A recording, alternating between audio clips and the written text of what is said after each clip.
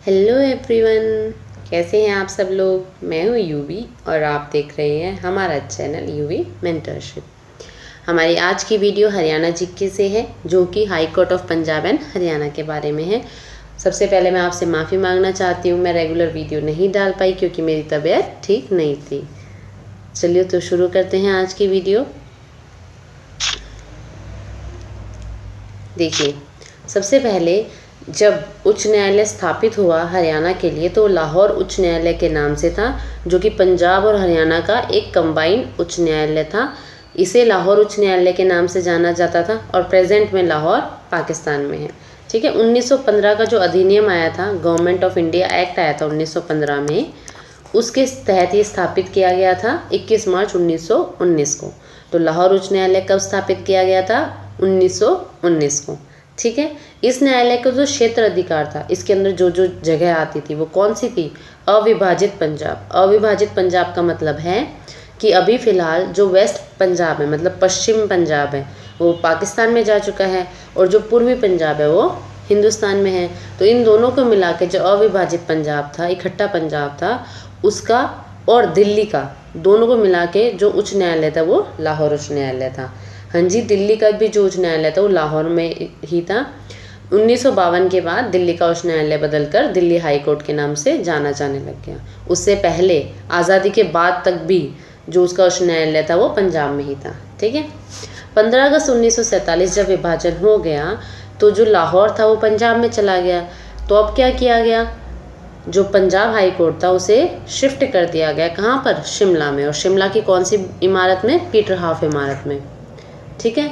अब जैसे चंडीगढ़ की इमारत को कहा जाता है पैलेस ऑफ जस्टिस, अभी जो फिलहाल हमारी हाई कोर्ट की इमारत है, ठीक है, ऐसी शिमला की इमारत को कहा जाता था पीटर हाफ। और ये तो एक तो इसलिए इम्पॉर्टेंट है कि शिमला की इमारत को क्या कहा जाता है? Peter half. और दूसरा ये ज़रूरी क्यों हो जाता है?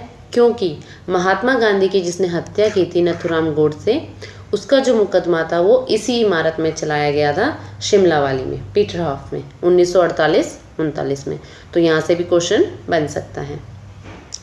जो शिमला है उसका अधिकार क्षेत्र क्या था?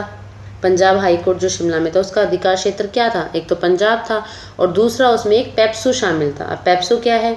पेप्सू पटियाला और ईस्ट पंजाब स्टेट की एक यूनियन थी। देखिए, इसको शॉर्ट फॉर्म है पेप्सू, पी से पटियाला, ई से east Punjab states and union. जो अभी प्रेजेंट में अगर आप देखें कि पेप्सू किसे कहा जाता था, तो पंजाब, दिल्ली, हिमाचल प्रदेश और हरियाणा, ये सब इसके अंदर आते थे। ठीक है। तो एक तरह से 4 चीज़ों का कॉम्बिनेशन था पेप्सू। इन सभी क्षेत्रों को पेप्सू कवर करता था। 17 जनवरी 1955 को क्या हुआ? चंडीगढ़ में हमारा जो हाई कोर्ट है वो शिमला से हटकर चंडीगढ़ में आ गया। अब ऐसा क्यों हुआ? क्योंकि शिमला में सर्दी के मौसम में बहुत ज़्यादा बर्फ़ पड़ती है, तो हमारे यहाँ के जो लिटिगेंट्स थे, मतलब वकील हो गए, जो भी कानूनी लोग हो गए, उनके लिए थोड़ा मुश्किल हो जाता था वहाँ तक सफ़र करके जाना। और एक दिन का तो काम होता नहीं है, बार बार जाना पड़ता है। इसीलिए 1955 में पंडित जवाहरलाल नेहरू की अध्यक्षता में धीरे धीरे करके कोर्ट को यहाँ ला दिया गया। ठीक है। और एक्ट 1956 द्वारा जो 1956 में स्टेट रीऑर्गेनाइजेशन एक्ट आया था, उसमें पेप्सू राज्य को पंजाब में मिला दिया गया। पेप्सू राज्य जिसमें कि 4 अलग अलग आते थे, उसको पंजाब राज्य में विलय कर दिया गया। अब पेप्सू ख़त्म कर दिया। कोई पेप्सू नाम से कोई चीज़ कहीं पर भी अवेलेबल नहीं थी। अब सिर्फ क्या था? पंजाब। ठीक है। और उसका नाम भी क्या था? पंजाब उच्च न्यायालय।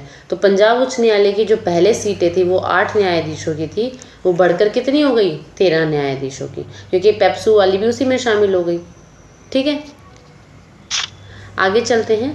जो दिल्ली हाई कोर्ट एक्ट था 1966 का, उसके तहत क्या हुआ? जो केंद्र शासित प्रदेश, दिल्ली के अलग से हाई कोर्ट का गठन किया गया। दिल्ली केंद्र शासित प्रदेश था, उसका अलग से हाई कोर्ट बनाया गया।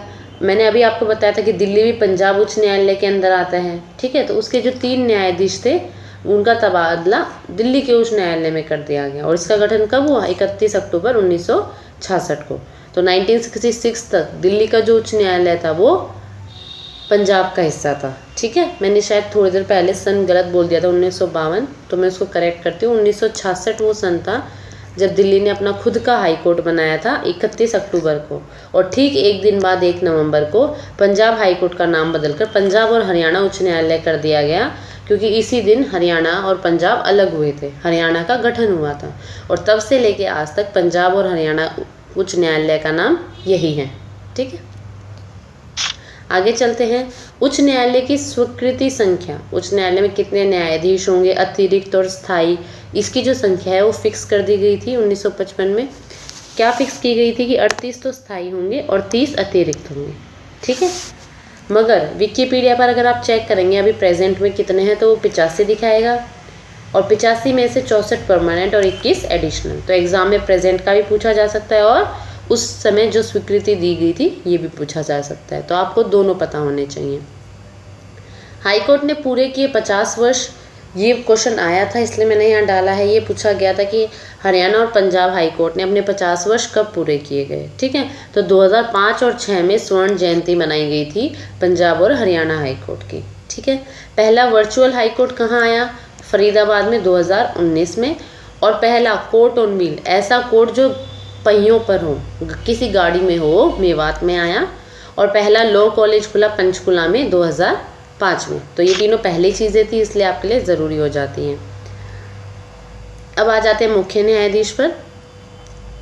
देखिए, जो मुख्य न्यायाधीश होता है उसे 1919 में आज़ादी से पहले सबसे पहले जो मुख्य न्यायाधीश थे वो कौन थे, सबसे पहले जब लाहौर में बना था तो वो कौन थे, शादीलाल। ठीक है, लाहौर में कौन थे, शादीलाल। शिमला में जब ट्रांसफ़र कर दिए गए 1947 में, उस समय पर मुख्य न्यायाधीश कौन थे, रामलाल। 1955 में जब वापस से चंडीगढ़ आ गया तो मुख्य न्यायाधीश कौन थे, अमरनाथ भंडारी जी। 1966 में हरियाणा के गठन के बाद मुख्य न्यायाधीश कौन बने, मेहर सिंह। ठीक है, आप ऐसे याद कर सकते हैं कि जब हरियाणा का गठन हुआ तो हम पे मेहर हुई। ठीक है, भगवान ने मेहर करी, तो उस टाइम पे कौन थे, मेहर सिंह। अब आ जाते हैं अभी प्रेजेंट में करंट चीफ जस्टिस कौन है, रविशंकर झा। अभी करंट में चल रहे 2019 से यही है, अभी तक यही है, रविशंकर झा। जो जज होता है उसकी टर्म लेंथ कितनी होती है, मतलब वो रिटायरमेंट किस उम्र पे जाके होगा, तो 62 साल का हो जाएगा, 62 ईयर्स का हो जाएगा जब जाके वो रिटायर होगा। तो ये भी पूछा जा सकता है। एक प्रश्न आपके एग्जाम में आया था कि कोर्ट बिल्डिंग को किस नाम से जाना जाता है। जो कोर्ट बिल्डिंग है हमारी हरियाणा और पंजाब चीफ जस्टिस की, उस बिल्डिंग को किस नाम से जाना जाता है, तो चंडीगढ़ कोर्ट बिल्डिंग को पैलेस ऑफ जस्टिस के नाम से जाना जाता है। ठीक है, जैसे शिमला वाली को पीटर हाफ, ऐसे ही चंडीगढ़ कोर्ट बिल्डिंग को पैलेस ऑफ जस्टिस के नाम से जाना जाता है। इसके जो आर्किटेक्चर थे वो ली कार्बूजियर थे। ये एक प्रसिद्ध फ्रांसीसी वास्तुकार थे और उच्च न्यायालय के निर्माण की परियोजना के लिए इन्हें ही चुना गया था। नेक्स्ट है, सबसे लंबे समय तक मुख्य न्यायाधीश कौन थे, अमरनाथ भंडारी। तो अमर मतलब जो अमर रहे, कभी मरे नहीं, तो सबसे लंबे समय तक भी वही जिएगा। तो अमर से आप याद कर सकते हैं कि वो सबसे लंबे समय तक भी थे। ठीक है, सबसे कम समय तक कौन थे, देवी सिंह तेवतिया। सबसे कम समय तक थे देवी सिंह तेवतिया। नंबर ऑफ जजेस अपग्रेडेड टू सुप्रीम कोर्ट। देखिए, जो हमारे यहाँ के जजेस होते हैं वो अपग्रेड हो गए, मतलब कि उन्हें बुला लिया जाता है या उनका प्रमोशन हो जाता है, तो वो सुप्रीम कोर्ट के भी जज बन सकते हैं। जज भी और चीफ जस्टिस ऑफ इंडिया भी, दोनों में अंतर है। एक तो नॉर्मल जज जाके बने और एक चीफ जस्टिस ऑफ इंडिया बने। तो दो तो ऐसे थे जो चीफ जस्टिस ऑफ इंडिया बने थे, कौन कौन, तीरथ सिंह ठाकुर और रंजन गोगोई। कौन से नंबर के, ये नंबर लिखे हैं, 43 नंबर के और 46 नंबर के थे चीफ जस्टिस ऑफ इंडिया। ठीक है, और इनके अलावा 3 और ऐसे थे जो वहाँ पर सिर्फ नॉर्मल जज बने थे। ठीक है, एक साधारण वकील बने थे, ना कि चीफ जस्टिस ऑफ इंडिया बने थे। इसलिए 2 और 3 कितने हो गए, 5। तो 5 ऐसे इंसान थे जो सुप्रीम कोर्ट गए थे यहाँ के हाई कोर्ट से, मगर उनमें से 2 तो चीफ जस्टिस ऑफ इंडिया बने और बाकी 3 नॉर्मल जज बने। ठीक है, ऐसे मुख्य न्यायाधीश जो राज्यपाल भी हैं रहे थे, रंजीत सिंह और सुरजीत सिंह। 2 ही थे, दोनों के नाम एक जैसे हैं, सुरजीत रंजीत। तो ईजी है याद करना। ठीक है, ये दोनों राज्यपाल भी थे और मुख्य न्यायाधीश भी थे। आई होप आपको ये टॉपिक क्लियर हुआ होगा। इस टॉपिक में इससे बाहर कुछ भी नहीं आता और यहीं से 1 से 2 नंबर के क्वेश्चन आते हैं। ठीक है, thank you and have a nice day.